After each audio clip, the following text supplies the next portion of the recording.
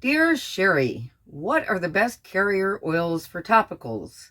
If you could give me some ideas of the best ingredients to include in a CBD topical and what benefits are most prominent, that would be perfect. Thank you. Wow. Well, that is a huge question right there. And there's not one single answer to that, but let me get to more details in just a minute. Before I do, I want to remind everybody, hit that YouTube subscribe button and notification bell because I try to upload new videos every Wednesday. Okay, so what is the best carrier oil when making cannabis topicals really depends on its intended final use and also who's going to use it, because different people have different skin types and are different ages. So in other words, the best ingredient for a topical that is going to be used by an acne-prone teenager is probably going to be different than the one that's being made for the arthritic great-grandmother. So that's one of the beauties of making your own topicals, is that you can customize them to their needs and to the people who are going to use them. It's also going to depend on what kind of topical you're making.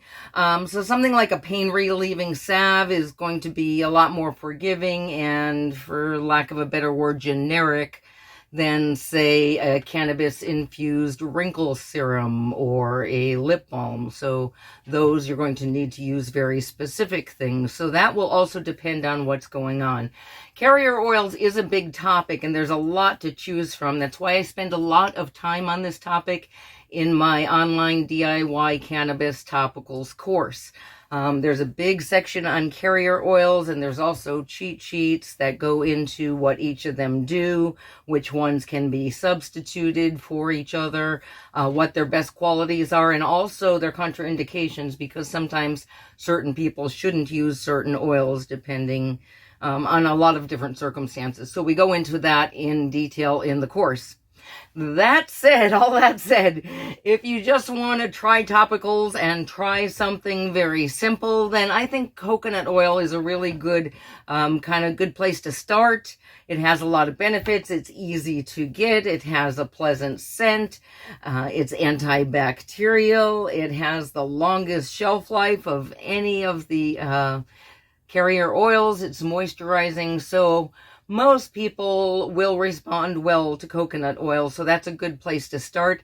I use coconut oil, in fact, in my basic cannabis body butters, and check out the comments below because there'll be a link to where you can get your hands on a free tutorial on how to make those body butters using infused coconut oil. My lavender green tea body butter is amazing and gets rave reviews, so you're definitely going to want to download that free tutorial.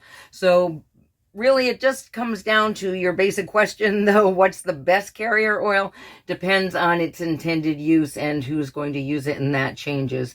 And it can really be fun experimenting with different carrier oils, and that's really the best way to learn which ones work best for you. But coconut oil is a great place to start your topical cannabis journey. Hope this helps.